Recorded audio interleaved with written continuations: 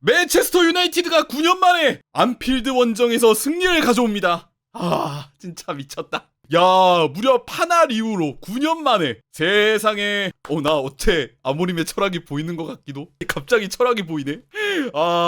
진짜 도라이다. 와. 4부 리그인 그림즈비한테 지고 지난 프리미어리그 우승팀인 리버풀 이기는 팀. 진짜 도라이다. 이로써 맨유가 아모림 체제에서 리그 2연승을 하게 되고요. 야, 갑자기 아모림의 철학이 보이는 것 같기도. 나이스. 오케이. 이거지. 이게 참 좋아요, 님들. 이거 맨유가 유럽 태양전이 없고 컵 경기 떨어지니까 일주일에 경기 하나 하잖아요. 이러니까 장단이 겹쳐 있죠. 원래라면 이제 경기 수가 뭐 일주일에 2개 뭐 이렇게 많으면 3개 있을 때도 있고 그랬으니까 한 경기 만약에 진다고 하더라도 바로 다음 경기 거의 붙어 있고 이러다 보니까 슬퍼할 텀이 그렇게 길지 않았는데 요즘은 일주일에 경기를 하나씩 하잖아. 그러면 만약에 진다? 일주일 내내 기분이 나빠요. 컨디션이 안 좋고. 근데 반대로 뒤집어서 얘기하면은 이기면 뭐다? 일주일 내내 기분이 좋다. 오늘 경기가 딱 그런 경우가 아닌가. 그 오늘 경기를 얘기를 할 때 일단 기본적으로 아모림 체제의 맨유가 의외로 강팀들 상대로는 성적을 챙긴 경우들이 많았습니다. 뭐 예전에 맨시티 잡은 것도 그랬고요. 아스날전에서 이긴 것도 그랬고 뭐 지난 시즌에 리버풀전에서 똑같은 안필드 원정에서 무승부 가져왔던 것도 그랬고 이런 식으로 좀 강한 팀들 상대로는 뭐 리그 경기든 컵 경기든 의외로 결과를 가져온 경우들이 꽤 있었어요. 아모림 체제가. 그 이유는 명확합니다. 수비 진영 때문에 그래요. 원래 맨유는 수비 진영을 어떻게 짜냐. 이 3-4-2-1 포메이션에서 기본적으로 윙백들이 내려오는 거는 똑같습니다.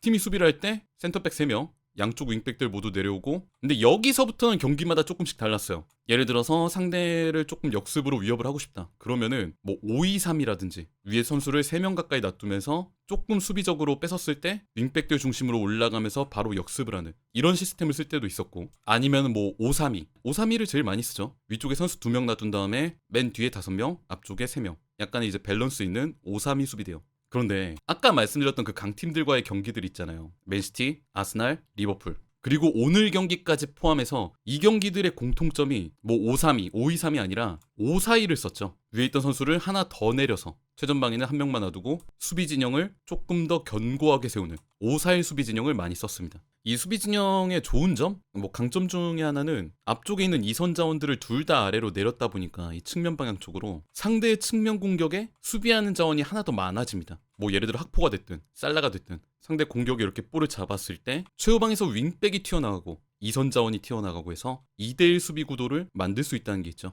오늘 경기에서도 그런 장면들이 분명 있었습니다. 리버풀의 측면 자원이 볼을 잡았을 때 윙백 튀어나가고 이선 자원 튀어나가고 해서 2대1 협력 수비 구도를 만드는 그림. 앞쪽에 선수를 좀 적게 넣는 대신에 수비 상황에서 조금 더 이득을 보겠다. 오늘 아모림이 수비적으로 나왔다는 걸 우리가 확인할 수 있는 장면이었죠. 근데 다만 이날 경기에서 유나이티드가 그렇다고 수비가 계속 좋았냐? 그렇게 얘기하기는 좀 어려울 것 같아요. 예를 들어서 이 오른쪽 방향 같은 경우에 학포가 볼을 잡았을 때 아마드 디알로가 이제 수비를 나갈 거잖아요. 그런데 이 안쪽으로 언더래핑하는 케르케즈, 이 케르케즈를 놓치는 경우들이 꽤 있었습니다. 이 하프 스페이스로 침투하는 이게 막기가 생각보다 애매했어요. 왜냐면 더리트가 이제 수비를 나아가면은 가운데 있는 뭐 이삭이나 이런 선수한테 자리를 주는 거기 때문에 앞쪽에 있는 뭐 은베모 같은 선수가 쭉 따라 붙어줘야 되거든요. 근데 이런 거에서 약간은 소통이 원활하지 않은 경우들이 있었다. 그래서 리버풀의 공격 장면 때 뭐 케르케즈나 아니면 브래들리나 이런 선수들이 하프 스페이스를 공략하는 경우들이 종종 있었죠. 물론 이 장면 이후에 안쪽으로 올라오는 크로스나 컵백에서 맥과이어라든지 더리우트라든지 심지어 오늘 쇼도 엄청 잘했죠. 이런 센터백 3명이서 다 커트를 해줬기 때문에 맨유가 위험한 상황을 더 이상은 만들지 않았다. 그리고 수비를 맨유가 열심히 하긴 했지만 리버풀도 공격 장면들이 좋은 것들이 상당히 많았습니다. 근데 좀 이거는 불운이라고밖에 할 수 없을 것 같은데 골대를 너무 많이 맞았어요. 3번인가? 맞지 않았나? 특히 오늘 학포가 나는 슈팅이 괜찮았다고 생각했거든요. 보여주는 플레이나 이런 슈팅 감각이. 오른쪽에 있는 살라 같은 경우는 확실히 좀 폼이 안 올라온 게 느껴지는데 학포는 충분히 위협적이었다.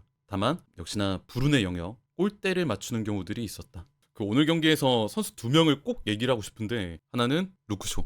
야, 그 사실 맨유 팬 입장에서 쇼라고 하면은 물론 이제 좋았던 시절이 눈앞에 아른거리는데 사실 애증의 대상이죠. 루크쇼는 우선 병원에 누워있는 기간이 너무 길었고 그것 때문에 결정하는 경기수, 못 나오는 일수가 너무 많았던 선수였고 근데 이제 아모림 체제에서 이 3-4-2-1 포메이션 원래 아모림은 이 왼쪽 스토퍼 자리에 왼발잡이 스토퍼를 쓰거든요. 이거는 확고한 이유가 있습니다. 이 백스리 중 왼쪽 스토퍼 이렇게 볼을 잡았을 때 아모림 같은 경우는 이제 양쪽 윙백을 둘 다 공격적으로 사용을 하잖아요. 특히나 이제 윙어의 역할을 부여를 하면서 공격적으로 양쪽 다 올라가기를 원하죠. 그러니까 팀 시스템 자체가 자연스럽게 측면 플레이를 합니다. 그럼 우리 팀이 이제 후방 빌드업을 하면서 볼을 이렇게 전개를 할 때 왼쪽 스토퍼가 이렇게 볼을 잡잖아요. 이 자리에 왼발잡이가 있는 편이 측면으로 볼을 넘겨주기가 쉽죠. 오른발보다는. 그래서 아모림 같은 경우는 왼쪽에는 왼발잡이, 오른쪽에는 오른발잡이를 선호를 하는데 이 자리 주전이었던 리산드로 마르티네스가 부상으로 나가고 나서 쇼가 이 자리를 계속 서고 있습니다. 이거는 저도 어쩔 수 없다고 생각을 해요.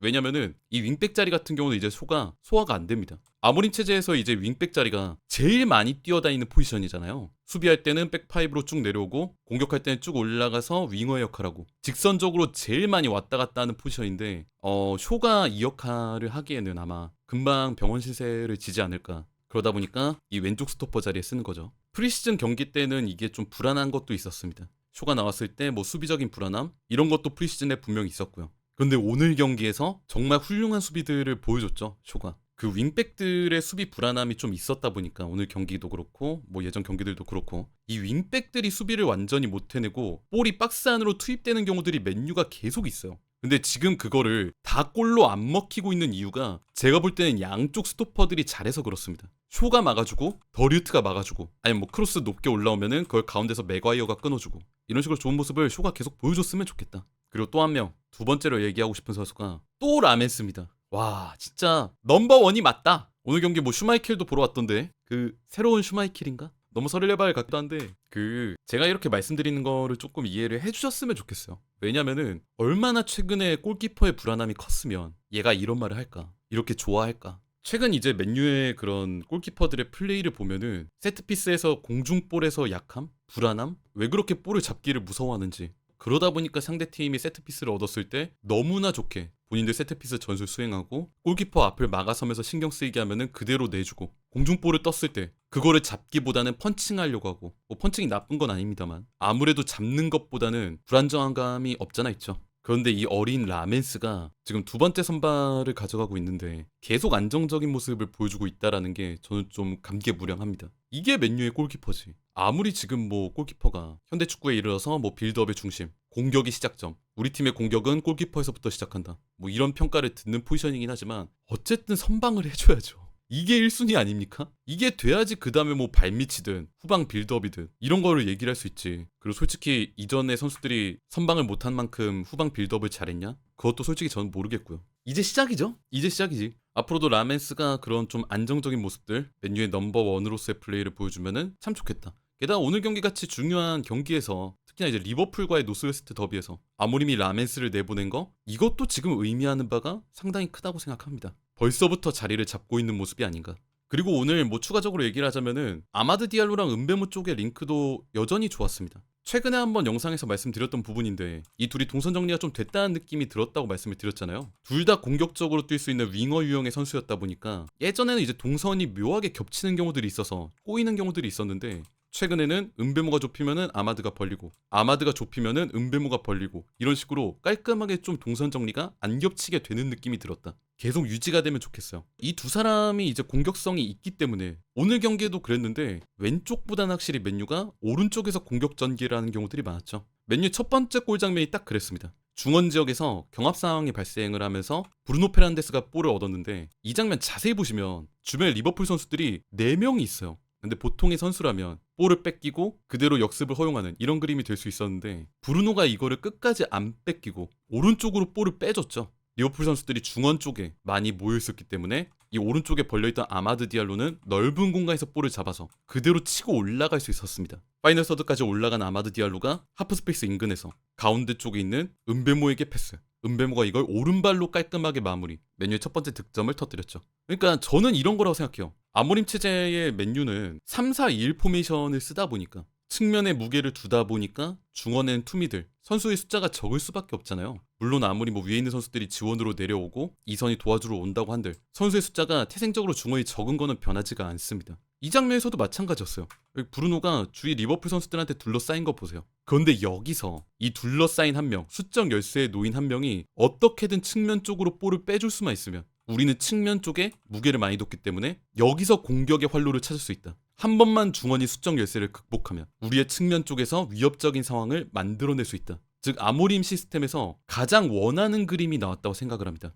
그런데 하나만 마지막으로 좀 말씀드리고 마치겠습니다. 처음에 제가 언급한 거 있잖아요. 맨유가 아모림 체제 뭐 지난 시즌부터 해서 원래 강팀한테 이제 실리적으로 접근했을 때 좋은 모습을 보여준 경우가 이미 지난 시즌부터 있었다. 5-4-1 수비 대용으로 내려서고 다이렉트하게 가는 축구. 이거는 이미 지난 시즌부터 있었습니다. 물론 오늘 경기는 이제 안필드 원정에서 승리라는 어마어마한 결과를 가져온 게 크지만 그런 내용 자체는 이미 지난 시즌부터 있었다는 얘기예요. 맨유가 항상 약한 게 오히려 주도권을 가지는 축구할 때, 시스템적인 축구할 때, 우리가 공격하고 상대를 뚫어내야 될 때, 상대적 약팀을 상대할 때 굉장히 애매한 모습을 보여주는 경우들이 지속적으로 있어 왔다는 거죠. 물론 지금 이제 썬더랜드전, 리버풀전 해가지고 리그 2연승을 하긴 했지만 좀 냉정하게 얘기했을 때 아직도 우리가 생각해야 될 것들이 많다. 개선해야 될 것들이 많다. 그 강팀의 조건이라고 하면은 어쨌든 이겨야 되는 경기를 확실히 이겨야 되는 팀이 되어야 되는데 조금 더 이제 주도적인 축구하는 팀이 될 때, 상대를 이제 누를 수 있는 팀이 될 때 그때 진정 강팀이라고 얘기할 수 있지 않을까. 아직은 분명 개선해야 될 점이 남아있다.